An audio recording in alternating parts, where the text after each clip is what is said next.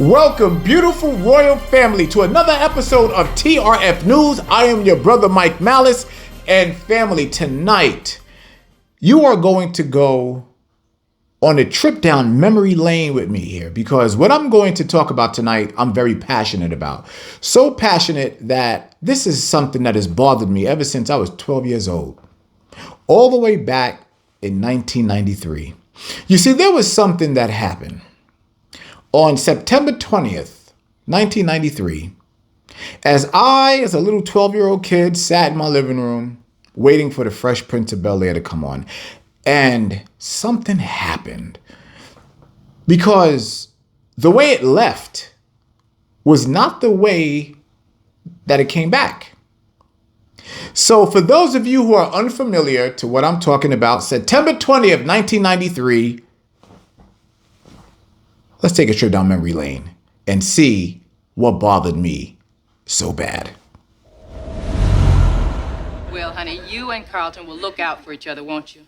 Oh, come on, absolutely, Viv. We got each other back. Great. You two just be careful. There are a lot of sick, demented perverts out there. Greetings, all.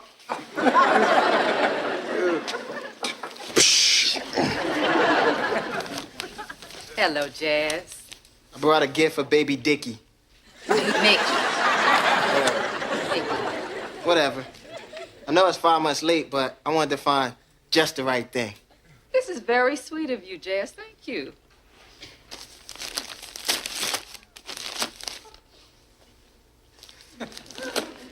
You know, Miss Banks, since you had that baby, there's something different about you.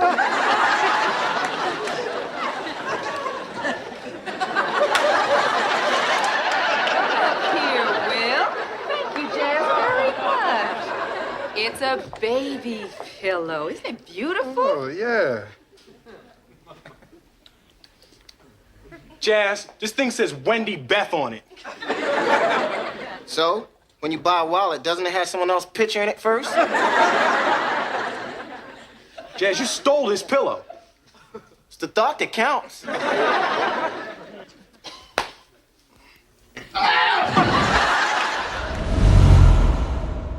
Now, let me ask y'all a question. For those that can remember all the way back then, was there anything that bothered you when you saw that? Because I'm going to tell you right now, even to this very day, there is still a sickening feeling in the pit of my stomach every time I see that. And do you know why? Let me tell you why. Let me just be real. We witnessed a public decapitation. We watch a murder of an Israelite Queen's career right before our eyes. Now, you have to remember, this is 1993. We did not have the internet. We didn't have all the tea and all the gossip and everything, because today something can happen in a major television studio and within 5 minutes, the world will know. But back in 1993, when we did not have computer access to the internet and things of that nature, we had to wait for a little something called the news and gossip shows like Entertainment Tonight and Inside Edition. And even then, they weren't talking about those things. We witnessed a public execution. We watched the murder of Queen Janet Hubert. And we're going to get into that tonight because, again, I'm going to say this one more time. That bothered me as a child because I knew it wasn't right. And even then, I knew nothing about the truth at the time. So I'm not even going to sit here and try to play myself like I did. But even as a child, there was just something about that whole scene. You can just feel it, the spirit of that all the way back then. And it just didn't seem right. It didn't feel right. So now, family, we gotta take a look at something. I'm gonna show you a video right now from Queen Janet Hubert, and this is from the show called The Real. Now, mind you, this is from 7 years ago. 7. And I need everyone to please use your spiritual listening. You need your spiritual ears for this one. And I'm going to play this thing in its entirety, this entire clip. And I need you to pay attention to everything that's being said because when we come back, we're going to talk about it. All right. So without any further ado, family, Take a look at this. Janet, you said this is the real. And let's go back to 2009 when you first left The Fresh Prince. What happened? That's what we all really want to know. What is your side? I know, because you know what? You guys have been discussed. It's been discussed for 25 years. It's insane. Janet Hubert was never difficult on that set. Janet Hubert was so professional, it wasn't even funny. I think Will simply needed to win, and I think sometimes when you get caught up in a lie, and those things never happened. She never left the set. I never left the set. We got along great. I think he was young, and he was inexperienced, and I think he simply had to win. And sometimes when you get caught up in a lie, and I went back to them in 2009 and I said, please, I need you to clear my name. You talked to him directly? I spoke to JL when my dad died and my brother died, and I begged them. I said, I have a family. I need you to tell the world that this stuff didn't happen. And I was waiting in my heart thinking somebody will come to me one day and help me. But they didn't. Because I've been trained as a young woman, when I was a young woman, you always have your dignity. And you don't just go, you know? But I realized that redemption was not going to come unless I did it myself. All right, so now there was a lot that was said in just that little clip, just that little bit. So much was revealed. First and foremost, what did that woman say? She said that there would not be any redemption unless she did it. That's first. That always stuck out to me. She said because she went back to the studio. She went back to them, and not only did she go back to them, but she spoke to all of them. And she said, all I want y'all to do is tell them that what you said about me is not true. It's a lie. She said, I have a family that I am trying to feed. I got a family I'm trying to feed. So what people don't realize, what Will Smith did and that studio, but I have to talk specifically about Will Smith, you see, because that's a black man that did that to that woman. And what we are going to do, we are going to jump 6 years later, because this was 2022, when they had their little so-called reunion. So family, without any further ado, please take a look at this.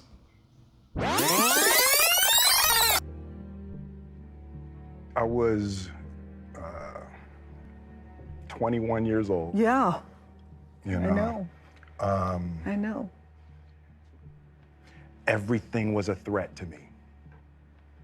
Why was I a threat? Not you, the world.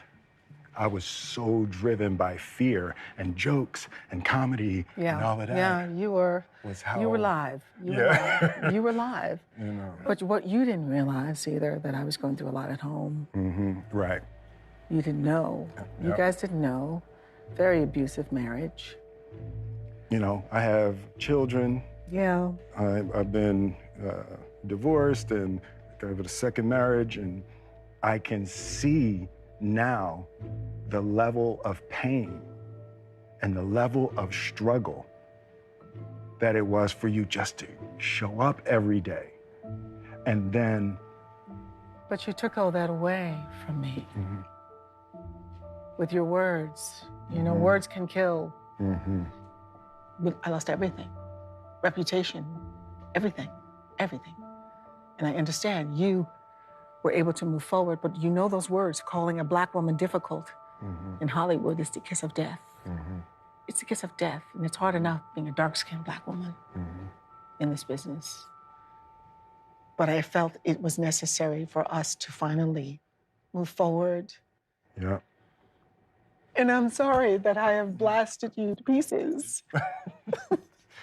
No, it is so, first of all, thank you for sharing that with me. Like, I didn't know that. When I look back now, it's, you know, it's obvious that you were having a hard time, and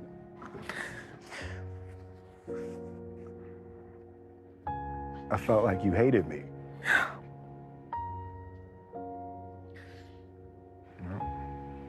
I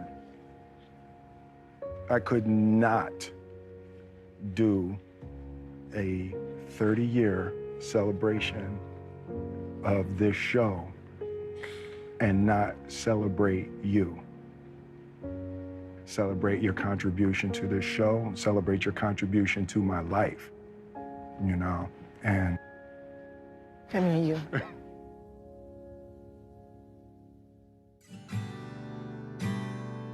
27 years. I think we were just short of 27 years that we didn't speak to one another. And I'm glad we're talking again. The person I want to be is someone who protects you, not someone that unleashes dogs on you. And however, I appreciate that. you know, I appreciate that. I have to say, after 27 years, being here today and having the conversation that Will and I had together, it's healing. I was watching the dance episode the other day, and that's become one of the crazy, iconic. yeah. They send me videos from all over the world. On of TikTok their mamas right now. doing it. I know. Oh, God. Yeah, mamas. Listen, the Aunt Viv, boy, rocking the Aunt Viv. I don't know if it's real. I feel like this is a dream. I didn't come here to have animosity. I came here to resolve. Because it's time. You still feel like... Like I'm little? Yeah. Yes. You still my Aunt Viv. You still my Aunt Viv. It's so weird. You know, we've said such hateful things about each other publicly. And I'm sorry. I'm sorry. And I'm sorry, too. We good? We good. We good. We are good.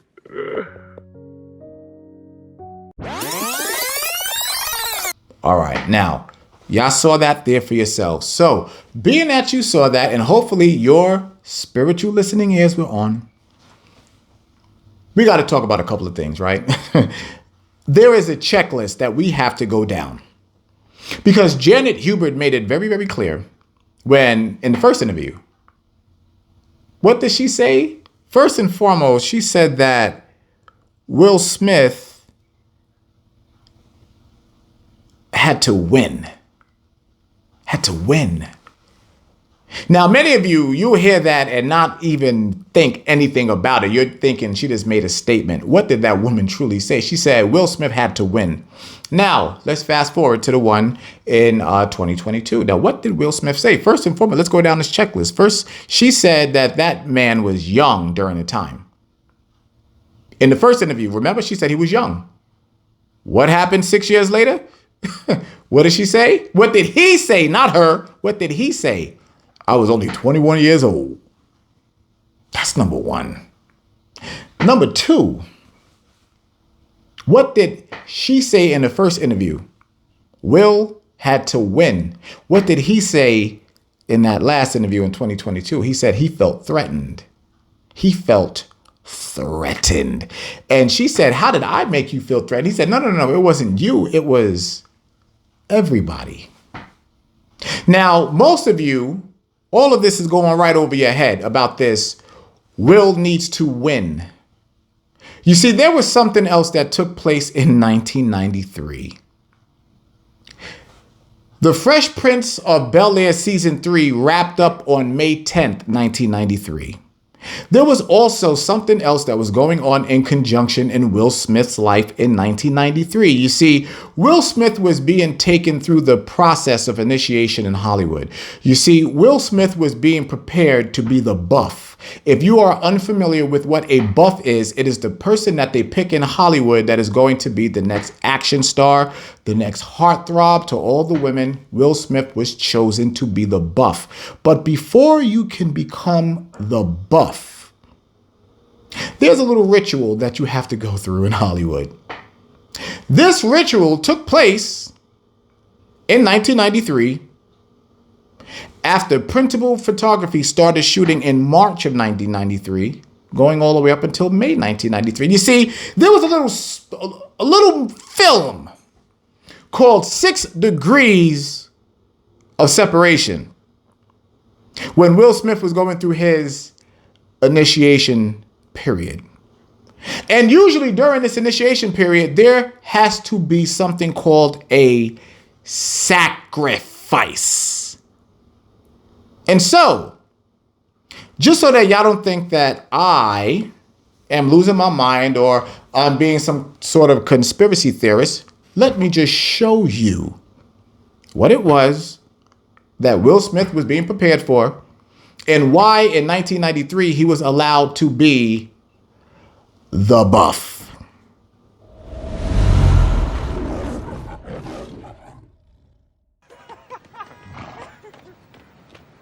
Around the park, sir. We don't have any money.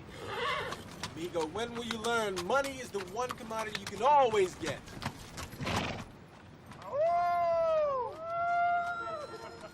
I'm gonna have to explain to Elizabeth about the money and calm her. She gets so nervous.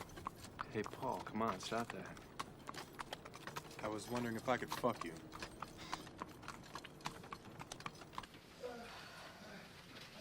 Paul?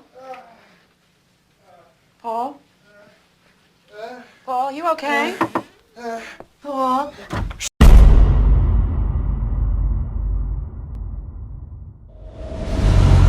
Ugh, gross. Gross. Disgusting. Now, let me ask y'all a question. Let me ask y'all a very serious question here, family. Would you happen to say that Janet Hubert was a sacrifice to Will Smith, her career? Everything that woman mentioned, she said, first and foremost, I got a family to feed. I am trying to live. That was that woman's bread and butter. She's an actress.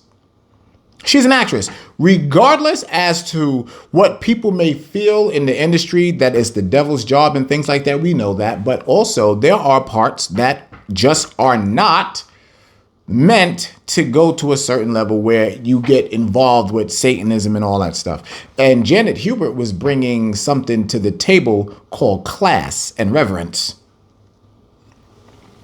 And you see, there was a threat to Will Smith and his ego. That type of stuff could not get out. Janet Hubert was very well aware of what was happening. When you go back and look at the interview, she was saying without saying that he was going through his initiation process. She said he had to win, meaning he had to get through all that. And she knew what he was going to go through, but she wasn't with it. She knew she was a sacrifice. She knew it. That's why she said she went back to the executives. When she said she went back to JL and she was telling them, she's like, yo, listen, all I want is to be able to work. I tried to bring class and reverence to black women on television. Y'all did not like it. You made it known you did not like it. You made it known because you replaced me. You replaced me. Now, family, let's now go to the scriptures. Please open your Bibles to the 1611 King James Version Bible with the Apocrypha. And I want everyone to go to Proverbs chapter 18 and verse 21, please. The book of Proverbs chapter 18 and verse 21, because she said something that was very, very, very significant, family. And it's very angering when you take what happened from Will Smith being a black man, what he did to this black woman. Now, pay attention to this. Proverbs chapter 18 and verse 21. Death and life are in the power of the tongue, and they that love it shall eat the fruit thereof. Death and life are in the power of the tongue. Now, she said, and not only did she say, but Will Smith confirmed that they were lying on that woman. They lied on her and destroyed her career. Now, I don't take any joy in this when I say this, but a black man did that to that black woman, to that queen. Will Smith did that. She was his sacrifice. But let me tell you something. The Most High, he doesn't let anything slide. Not anything. But that's not it, though. There's more. I want you now, please, to go to Ephesians chapter 4, please. The book of Ephesians. Because she said that. What did she say? She said to Will Smith, words hurt, words kill, words destroy. And they destroyed that woman's career. And she looked at him dead in his face and said, you know what it is to say that a black woman is difficult to work with in this industry. She said it was the kiss of death. But he said it. And destroyed that woman's career. This is biblical, family. So now when we go to the book of Ephesians, we're going to go to chapter 4 and verse 29. Let's see what else it has to say. Let no corrupt communication proceed out of your mouth, but that which is good to the use of edifying. To the use of edifying, that it may minister grace unto the hearers. Did Will Smith do that? He did not. He didn't. He didn't. He destroyed that woman's career. And he did. And she called him out on it, and he agreed with it too. There wasn't anything that he disagreed with because he knew everything that she said was accurate. All he could say was, I'm sorry. But let me tell you something. I'm sorry. Because he should have came with a check, a hefty one. A hefty, hefty check for that woman. And again, I look directly at you, and I want to make sure that all the brothers understand that I look at each and every last one of you as I look you in your eyes. A black man did that to that queen. I will never give him the respect to call him a king for what he has done, but a black man did that to that queen.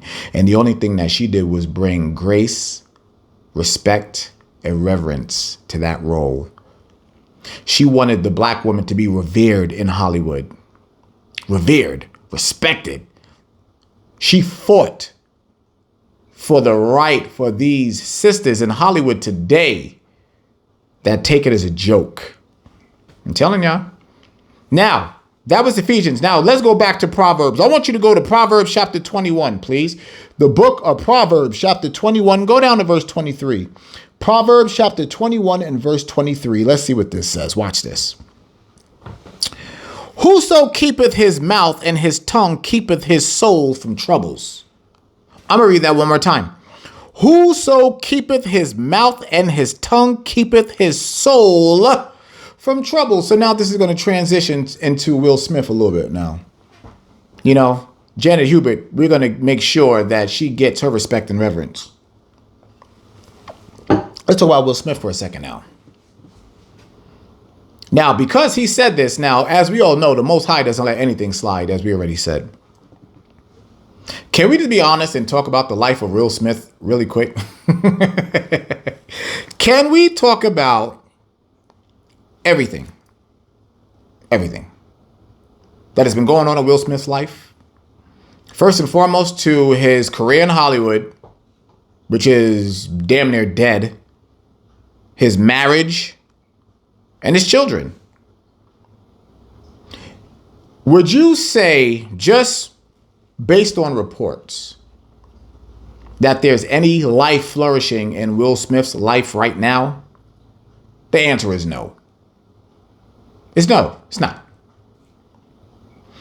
Will Smith is an Israelite, regardless of whatever people want to call him, Big Willie, whatever, it don't matter. Will Smith is an Israelite. And just like us, he must also face judgment for the things that he has done towards his brothers and sisters. And you are watching it live and in living color. The world is watching as the Most High deal with Will Smith. You're seeing it. You can't do all those things that that man has done and not expect for the Most High to deal with you. Come on now. Come on, let's be serious here. And why is this so significant? Why did it bother me so much? Why? For those of you that know me, and for those of you that don't know me personally, but y'all know I have a very good background when it comes to cinema and things like that. That's just one of the things I've always been passionate about. And I'm talking about my cinema goes all the way back to the early 1900s, from the silent era. I am a cinema historian. And I always watch how in Hollywood, how we were treated, starting all the way from Sunshine Sammy Sullivan, and that was back in the 1920s, and watch how the racism through the Little Rascals, or Our Gang for some people that don't know about the Little Rascals, and seeing how they treated the black characters, from Buckwheat to Stymie to Farina, all of them. And I watch how they did our women. And the woman in Hollywood never got over. Never. And Janet Hubert, she did everything in her power to elevate how the black woman is presented on television. And without any further ado, there's one scene that they usually don't. You hardly see reruns of this either. But it is a scene that was so powerful. It was sexy, but it was still very cultural and respectful to our people. Many of you know what scene I'm talking about, but we're going to go there right now. So family, without any further ado, take a look at this. Hey people, we're looking for 3 of our leading roles, so let's get started. We have to learn this combination. Okay? 5, 6, 5, 6, 7, 8. 1, 2, 3, 4, 5, 6, 7, 8. Now, up and rock and 1, 2, 3, 4 and 5, 6, 7, 8. 1, 2, 3, 4, 5, 6, 7, 8. 1, 2, head, over, up, pop, and walk, and step, double, turn, down, cross, swing around, up, chain.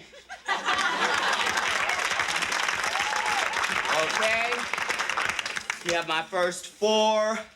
Let's have you, and you. Come on down. Everybody else? All right, ready? Here we go. 5, 6, 5, 6, 7, 8. 1.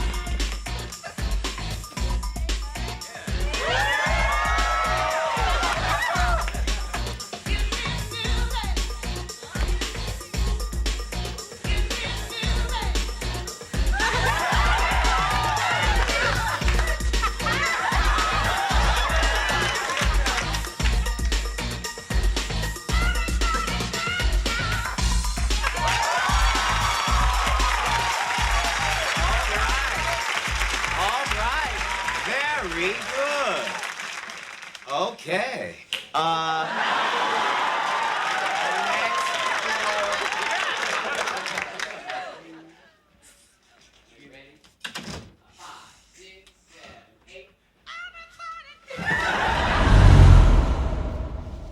There it is. There was no twerking. It was elegance. It was performance art. Do you know what that episode did right there? That episode. I'm going to tell y'all right now. I remember from 1990. I believe that one aired in 92. Do you know what that episode did for the black woman? It brought desire to the black woman. Everybody wanted them. That dance right there that she freaked. Yes. Yes, I'm telling y'all. And all of you that remember that, remember they made a big deal about that dance. And Hollywood was going crazy over her. And they were. She had the hood talking after that dance. Because I remember going to school and I remember all of the young sisters that were intrigued by that. And what did they do? They got rid of her. They took her off of television. They sacrificed her for Will Smith's career. Do you know what she did with just that one performance right there? She brought, first and foremost, beauty. She brought class, dignity, culture, respect, queendom to black women. And she did. She brought queendom. Not only did she bring queendom, she brought reverence. And most importantly, she brought godliness to the black woman. And that was so unacceptable in Hollywood. They got rid of her quick. And they used another black man to do it. Will Smith did that. Will Smith did that. It was more important for him to get plugged up the button and do a gay scene than for this woman to eat. You see, brothers, that's on us. That's on us. What happened now after the third season? I'm about to get into this here in a second. 4 seasons going forward, I did not watch The Fresh Prince. That bothered me. Her not returning to the show bothered me. I did not like that. I felt it. I felt the racism there. Because what did they do? They replaced her with a light-skinned woman. That pissed me off really, really bad. Because it showed me that everything that I always thought about Hollywood at 12 years old, that they will always pass up anything for a light-skinned actress. And it's true. And our dark-skinned sisters, I am so sick and tired of the treatment that they get. Beautiful mahogany sisters, man. And what do? They clown them. And you sisters don't jump aboard to help either. Y'all don't. I'm sorry, but y'all don't. And why was that so catastrophic? Why was that dance? Why was her performance? Why was her presence on the Fresh Prince of Bel-Air so catastrophic to black women? Because it gave y'all a positive image. Again, I'm going to say it. Y'all were desired at that time. Y'all were desired as partners, not just sexually, as partners. Those white men wanted y'all. I'm trying to tell you. And they removed her. We watched them destroy this woman on television. Destroy her career. Didn't even sweep her under the rug. They threw her under the rug and stomped it down. And we all watched as it happened. And what did? We continued watching The Fresh Prince. We continued watching all the reruns and everything. Now, if you realize they show more from season 4 to the last season than they do from season 1 to season 3. I always watch season 1 to season 3 to make sure that Janet Hubert get her residuals. Now, with Daphne Maxwell Reid, I believe her name is Daphne Maxwell Reid. Now, I'm not talking about the actress. I'm not speaking about the actress. That woman is an actress. She was looking for a job. I'm talking about the character. I want y'all to understand what they did. They took that black, dark-skinned queen off of television. They took her out and put her with Philip Banks. And they made her a light-skinned, bumbling fool. The character, the second Vivian Banks, had nothing to her. Nothing. She was nothing more than a stand-in. But why did they do that, though? Why? You see, you have to go and now start talking about all of the other shows during that time, too. So first, let's just keep it here with The Fresh Prince. With The Fresh Prince of Bel-Air, season 1 to season 3, you had Philip Banks, James Avery, the actor. What did they give him that no other person on television had? Except one other person, and that was John Amos in Good Times back in the 70s. But what did James Avery, Philip Banks, have? What did NBC give him? They gave him authority because he was a judge. Not only that, but he was a manly man. And I was very happy to see that. He was a very manly man. He was a good man. He was a good father, a disciplinarian. He was setting things straight, even with his son, even though his son acted like a little white boy And we know that's true. But they still left him with dignity and culture and authority. And there was nothing wrong with that. But what could he not have by his side, though? What could he not have? The same in a black woman. Oh, we about to break something down here in a second. If the black man is up, the black woman has to be down. Y'all understand that? That was the only show that gave that. Because now we're about to flip it with all the other shows. Let's start with the very same network, but a show that came on 3 days later called The Cosby Show. Now you have Bill Cosby, successful, doctor, lawyer in the house, however many kids they had or whatnot. What was the dynamic of The Cosby Show? Who was the, first and foremost, who was the authoritative figure in The Cosby Show? Who was it? It was Claire. Heathcliff was right here. Heathcliff Huxtable. That's what they did. That was the dynamic. She was here. She was the lawyer. She was also the authoritative figure in the household. Why? Because Cliff was always a what? A bumbling buffoon. He was always a buffoon. Whenever he talked to the kids always had the greatest one-liners on him. Why? Make the black man look like he can't do his job. Raise up the black woman. That's what that whole era was about. And let me explain something to y'all about that. And especially, again, so now, because remember, when it comes to Claire Huxtable, in this case, I am talking about Felicia Rashad. Now, Felicia Rashad, y'all got to understand something. Felicia Rashad is a freak of nature. Her beauty makes her a complete freak of nature. But what is so significant about that, though? Why was Felicia Rashad given that? For one, she was lighter skinned, and she accepted the role of being the authoritative figure. Now, Janet Hubert didn't. She said, no, my husband will be the authoritative figure. They removed her and took Felicia Rashad. And even with Felicia Rashad being a complete freak of nature with her beauty, NBC gave it all to her and was absolutely 100% safe with her. Why? Because Bill Cosby agreed to be a bumbling fool. So now that's not it. Let's leave NBC and let's go over to ABC. Now, in the 80s, I believe it was 1988 or 89, there was another show that debuted. Another black family known as the Winslows. You see, in New York, they had the Huxtables, but in Chicago, they had the Winslows, a little show called Family Matters. What was up with Family Matters? Everybody like, wait a second, hold on. He about to go into Family Matters? Absolutely, yes I am. Let's talk about the dynamic of Family Matters. First and foremost, everybody knows, if you will be honest, Family Matters is nothing more than a ripoff of The Cosby Show.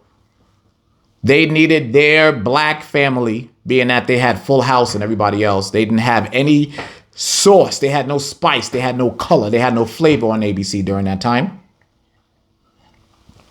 So what they do, they got the loudmouth from Perfect Strangers, black woman, and gave her a show called Family Matters with another authoritative figure that's a cop in the house. Good job. Good values, morals. 3 kids, take care of his mother, allow the sister-in-law to come in and everything with her baby. But what was up with Carl Winslow? Another bumbling fool. How do we know that? All we have to do is look at the relationship between him and Steve Urkel. Carl Winslow went from the authoritative figure. They brought Steve Urkel onto the show so that they can be a comedy team. And Reginald VelJohnson, the person who actually played Carl Winslow, he tells you, in an interview, he was like, this was stupid. He didn't like it. He didn't agree with it at all, because the show was supposed to be the dynamic of a strong family. But they brought in the adolescent nerd, geek moron with the hots for his daughter. And what did Carl become? the bumbling fool, with Harriet being the voice of reason and authority figure in the house. All you have to do is go back and look at the old episodes to see that I'm telling the truth. So let's leave ABC and now let's go over to Fox. So now we got Fox. There was a little show that came out in 1992 that just swept across everything and just, when I tell you, grab the balls of this industry and yanked them down and said, this belongs to me. It was a little show called Martin.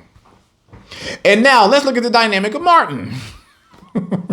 Here you have, even though him and Gina were not married, still a couple, the lightest of light skin that you could possibly get in Tisha Campbell, the lightest of light skin, career gold oriented women, just like the other ones.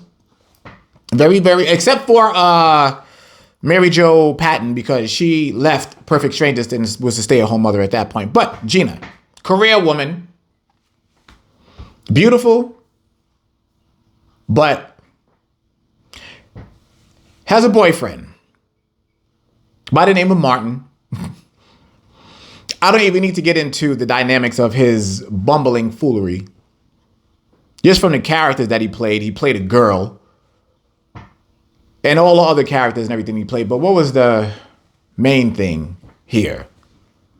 What was the dynamic of Martin and his reputation? What was it? He was a radio host.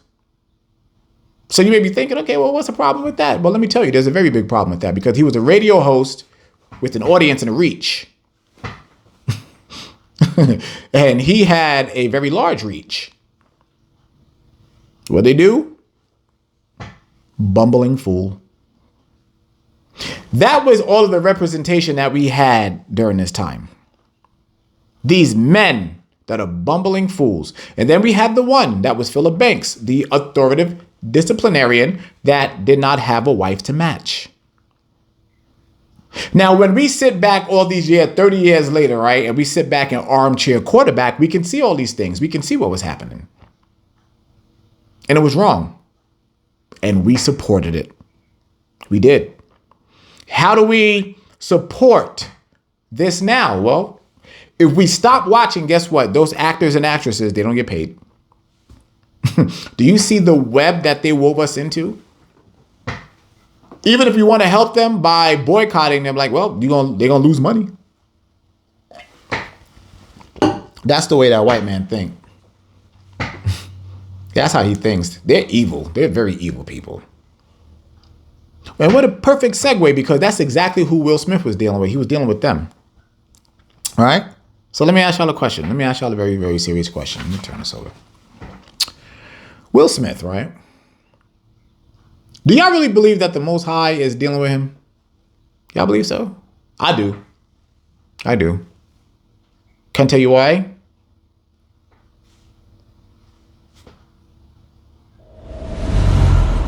This whole Will Smith shit. You feel me? Hey man, that nigga Michael Jackson, bro. You feel me? That nigga Michael Jackson, bro. That nigga set me up, bro. On everything I love, that nigga set me up, bro. You feel me? That nigga is tripping, bro. That nigga be on some other shit, my nigga. Like, straight the fuck up. What are you talking about, my nigga? You raped me as a kid, you bitch ass nigga. You raped me as a kid and you raped all my kids, nigga. And you still trying to motherfucking get away with the shit, nigga. What do you mean? I'm sitting right here, bitch. Every time I see you, I want to slice your neck, motherfucker. You really have to understand what the Bible says, bro.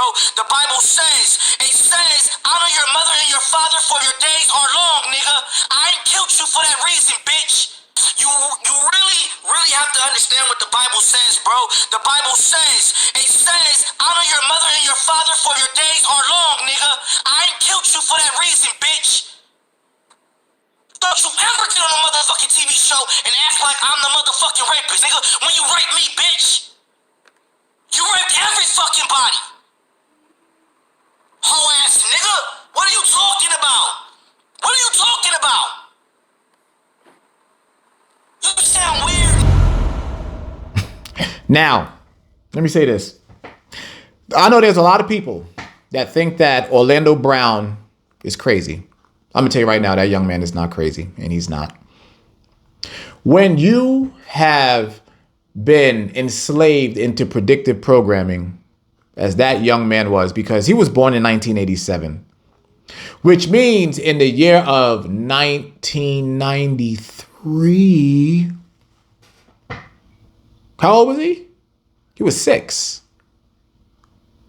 He was 6 years old, being groomed in Hollywood. He was 6 years old. Will Smith was an adult.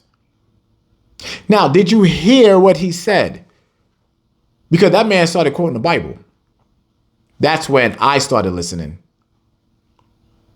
And he said to honor your mother and father. Now, that went over most people's heads. Why would that young man even say that? You see, because when they groom people, they put them in a position of authority over the child. I'm going to be your guardian. I'm going to be the person that's going to look after you. That's why that young man said that. He was attached to Will Smith, allegedly. I've got to make sure I say allegedly. He was allegedly paired with Will Smith.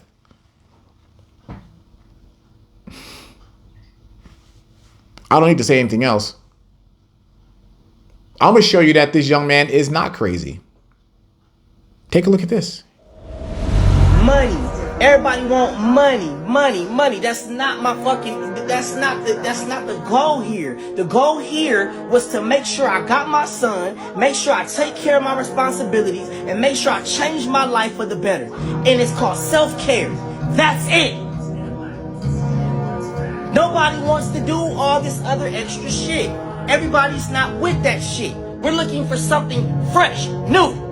We need opportunities for children. We need opportunities for older people that actually can still work and have talent. We need opportunities for fucking teenagers that are fucking going through with their parents. We need something, a vehicle we all can ride on. That ain't no motherfucker, no, man. No, niggas is gonna get in trouble. That shit is not making sense. Family, I wanted to show y'all that right there because there is nothing wrong with him. They called him crazy. They said he was crazy. And that's what they do with all of those celebrities. They'll call them crazy. They'll say that they're crazy because they're trying to keep them out of trouble. Those reputations.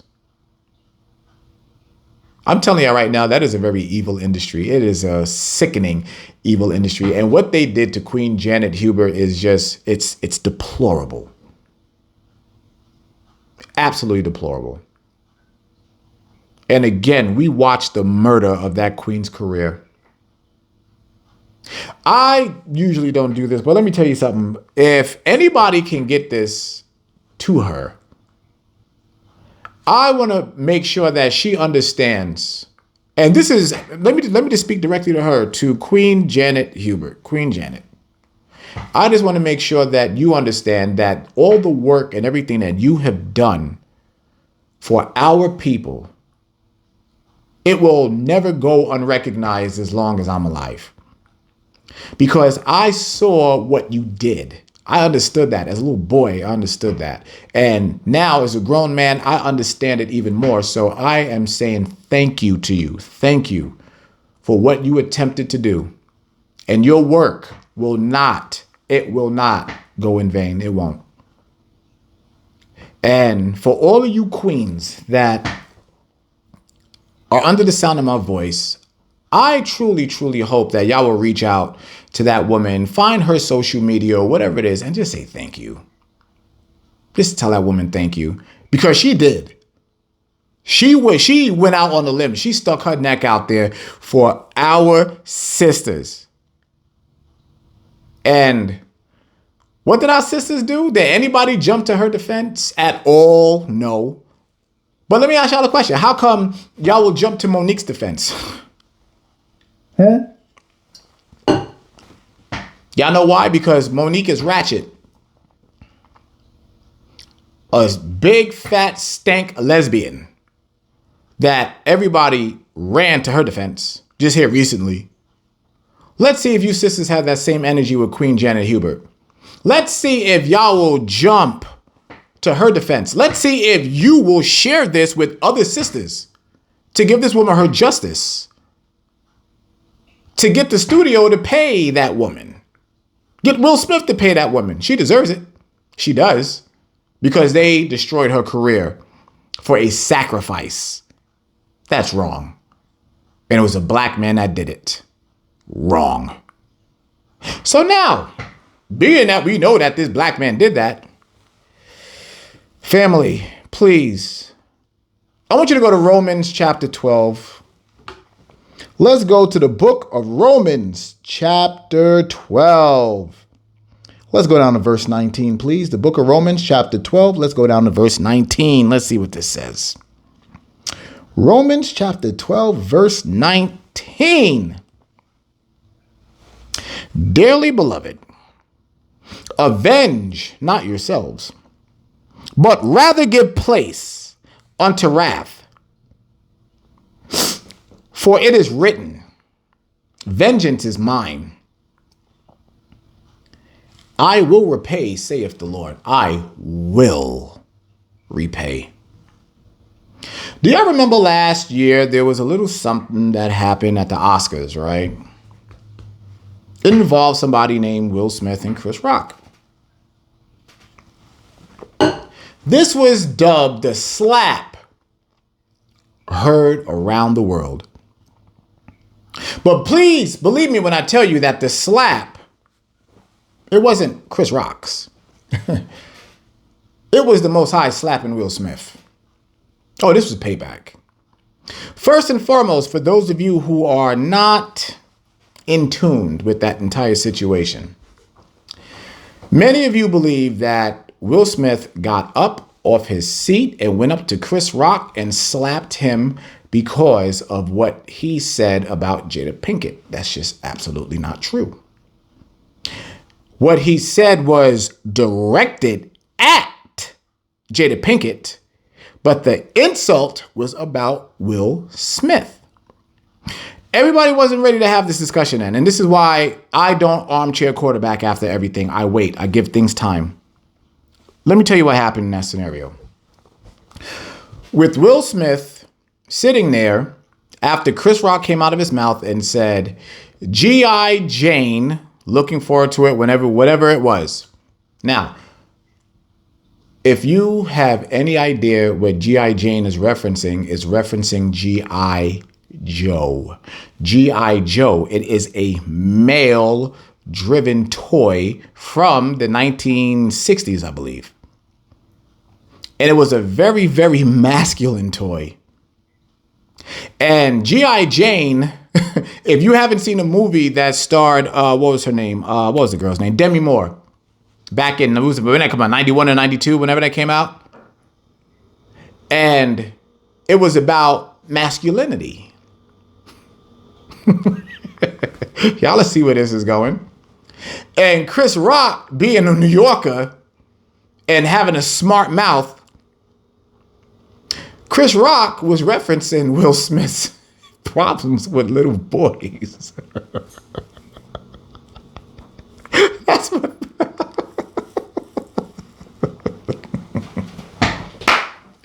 That's why it was so funny to me, because Will Smith got up out his chair, went over to Chris Rock and slapped him in his face and tried to use the excuse of keep my wife's name out your mouth.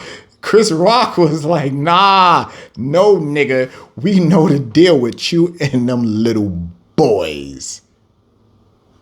You don't believe me? Will Smith allegedly happens to have something with boys, right? Can we look at the anatomy of Jada Pinkett real quick? And I'm not downing no black woman. I'm just speaking the truth. Jada Pinkett is built like a little boy. I don't care what you say. That woman is built like a little boy. I have nothing against her. She is a very beautiful woman, and she is. She's beautiful. She's a very beautiful woman, but she is built like a little 8-year-old boy. Okay? I don't care what you say.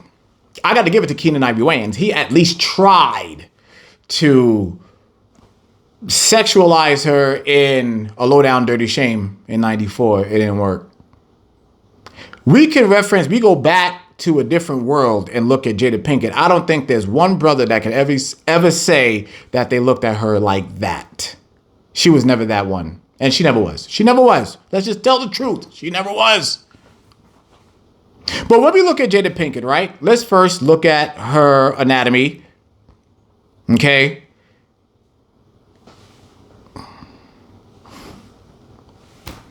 She's built like a little boy. And she don't have no hair either. That's what Will Smith went after.